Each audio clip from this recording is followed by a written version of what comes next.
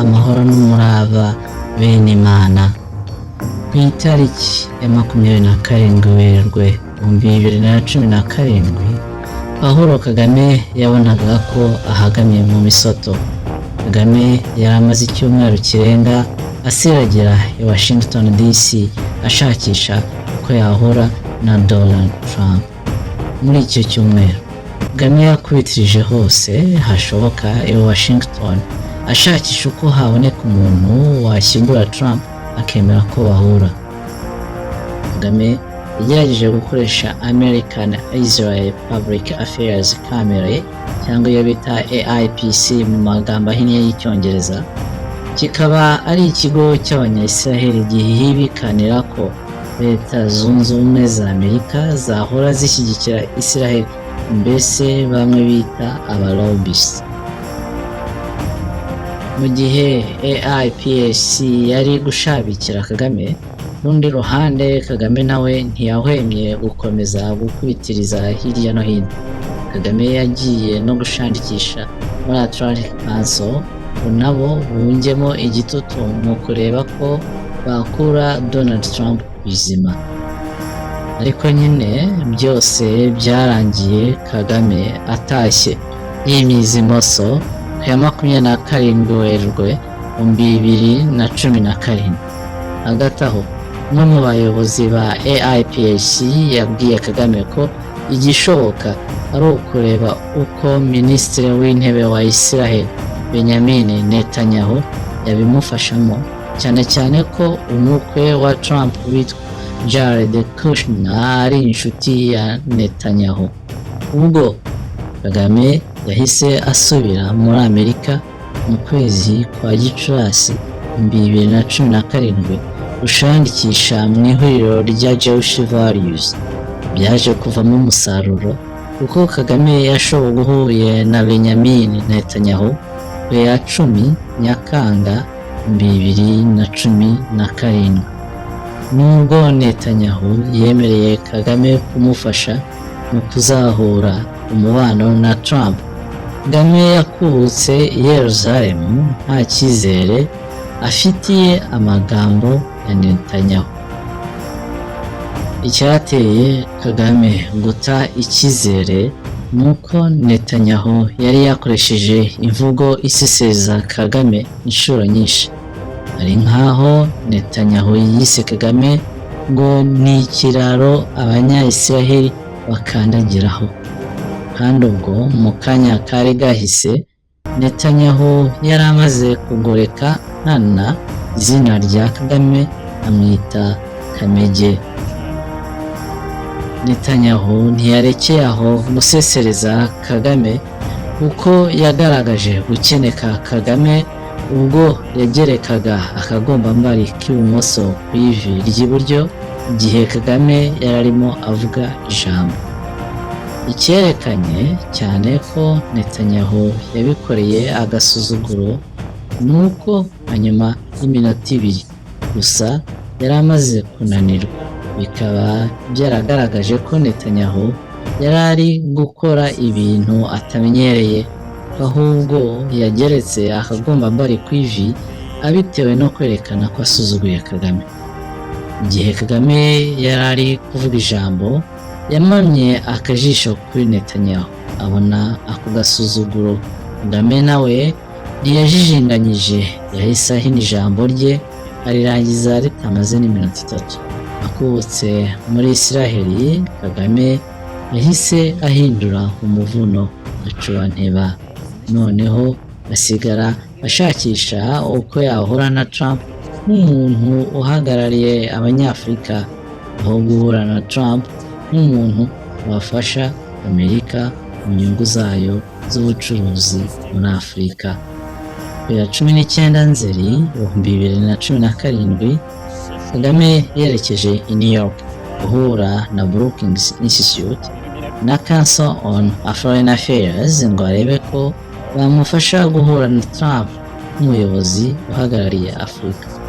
Ibi byaje kuvamo umusaruro nubwo Trump yanze kwakira Kagame muri ya nzu y'umweru cyangwa imwe bita White House mu rurimi rw'Icyongereza, yemeye ko bahurira i Davos mu Busuwisi ku ya 26 Mutarama. Icyateraga Kagame guhiribikanira guhura na Trump nuko Kagame yabonaga ko ageze aharindimuka nyuma y'uko Barack Obama yari arangije ibivi bye byombi adakandagiye mu Rwanda cyangwa se batumire Kagame mu nzu y'umweru White House nk'uko abamubanjirije Bill Clinton na George Bush babikoze.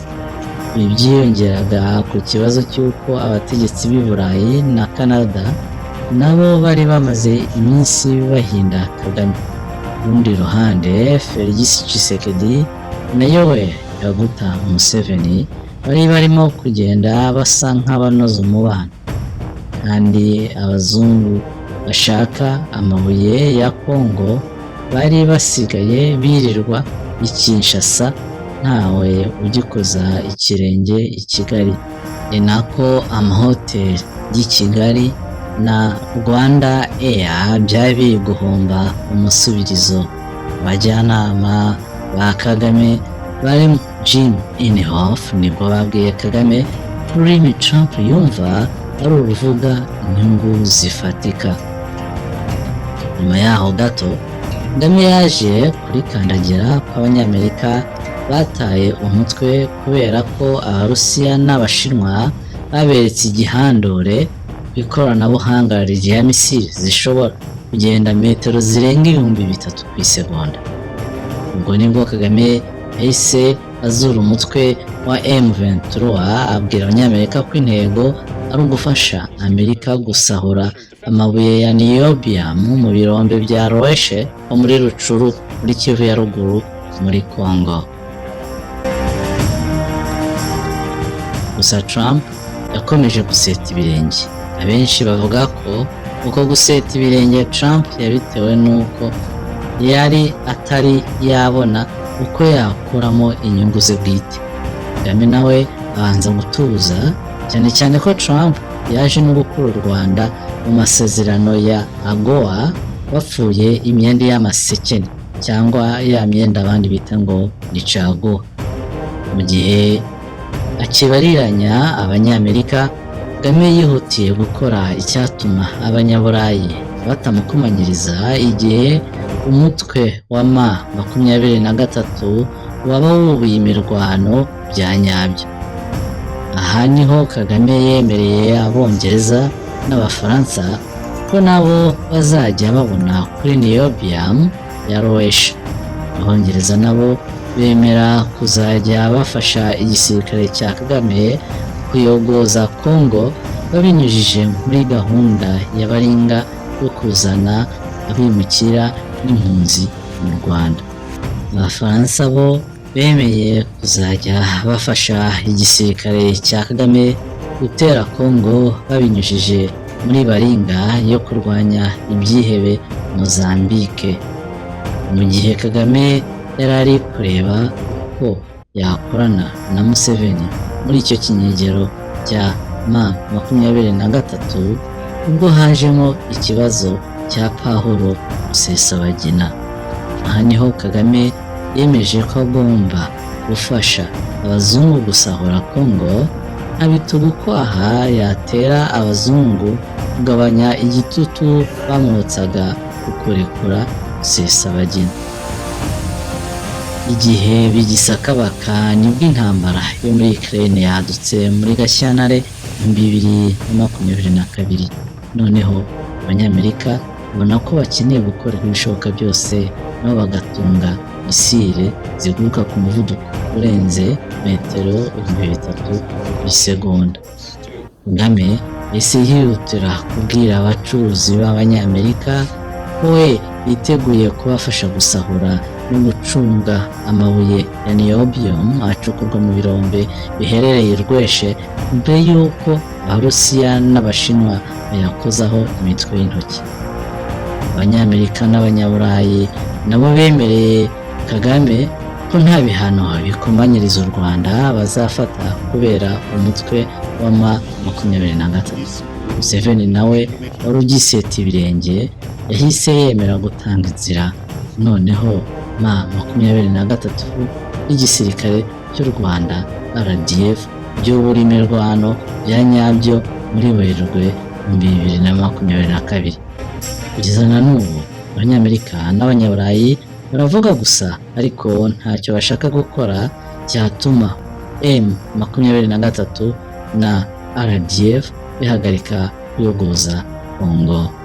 Ahubwo Abanyamerika n'Abanyaburayi bahisemo gufasha umutwe wa M23 mu buryo buziguye. Izo ni za nkunga z'urudaca mwumva Abanyamerika, Abafaransa, Abongereza n'Abanyaburayi muri rusange bahora baha u Rwanda muri iyi minsi.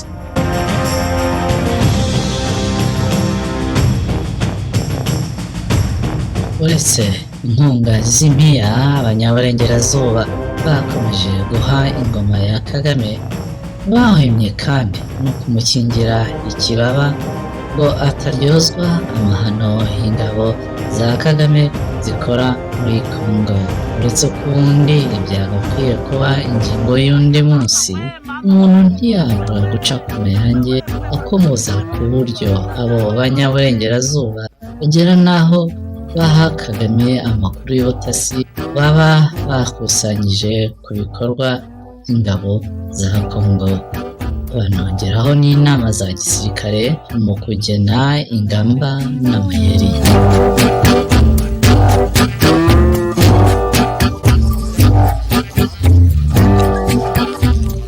Niba bakurikiye neza bashoboye kumva ko iri riburo rigaragaza uko Paul Kagame yashoboye kwigobotora mu misoto yararimo mu 2017 akoresheje kutiganda, amacenga, ubugambanyi, ubukwakuzi, urunono, guhinga nyuma, ubusahuzi, kwirwanaho, gucengera, guteranya, gucabiranya, amaso, kudahebera urwaje, urumagihwa, gushandikisha, kwibibikana, kurara rwa ntango, intyoza, kwimangatanya, urugomo, intambara n'ibindi. Ibi byose rero ni zimwe mu ngeso zigize kamere ya Kagame, ariko si zo gusa. Uyu rero Paul Kagame twakomeje gukomozaho nta wundi utari Paul Kagame, umugabe w'inyarwanda y'u Rwanda. Nk'uko bisanzwe uvuga n'ubutaro, umugabe ni umwe benshi bakunze kwita perezida, naho nyarwanda ni imwe bamwe bita repubulika, abandi bakayita repubulika.